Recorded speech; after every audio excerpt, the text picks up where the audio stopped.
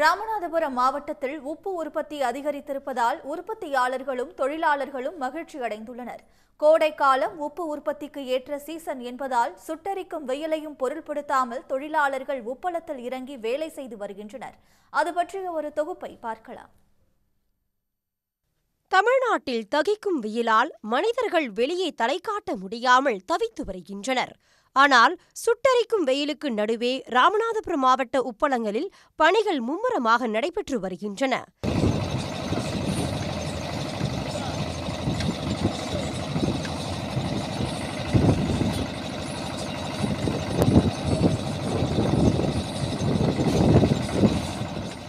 தற்போது வெயில் சுட்டெரிப்பதால் உப்பள பாத்திகளில் உள்ள நீர் உறிஞ்சப்பட்டு உப்பு உற்பத்தி அதிகரித்து உள்ளது. மற்ற மாதங்களில் மழைக்காலம் என்பதால் காற்றின் ஈரப்பதத்தால் உப்பு உற்பத்தி பாதிக்கப்படும். ஆனால் தற்போது உப்பளங்களில் உப்பு மலை போல் குவித்து வைக்கப்பட்டுள்ளது. உற்பத்தி அதிகரித்திருப்பது மகிழ்ச்சி என்றாலும் முன் எப்போதும் இல்லாத வகையில் இந்த ஆண்டு கோடை வெயில் கொளுத்துவதாக குமுறுகின்றனர் தொழிலாளர்கள். முதையாவது வெயில் கம்மியாக அடிக்கும், இப்போ வெயில் அதிகமாக இருக்கு. 3 நாளைக்கு ஒருக்கா தண்ணி வைக்க வேண்டியிருக்கு. உப்பு நல்லா பரவாயில்லாமல் வாருதுங்க. ஓனருக்கும் சந்தோஷம், எங்களுக்கும் ரொம்ப சந்தோஷமாக இருக்குது. ஆனால் எங்களால் முடியல ஐயா வேலை செய்ய, அதிகமான வெயில் அடிக்கிறதுனால முடியல. இப்போ தண்ணி வைக்கும் போது ஒரே நாளில் வற்றி போயிடுது அடிக்கிற வெயிலுக்கு. இப்போ எங்களால் ஒன்றும் பண்ண முடியல, உப்பு நிறையா கிடக்கு, அது வார முடியல.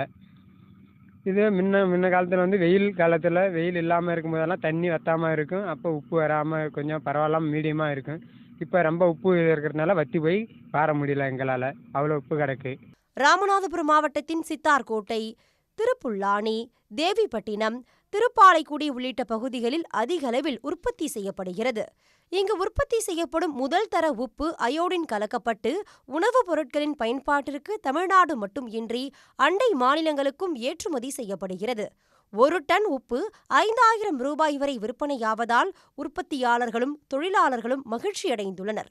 சன் நியூஸ் செய்திகளுக்காக செய்தியாளர் சரவணன்.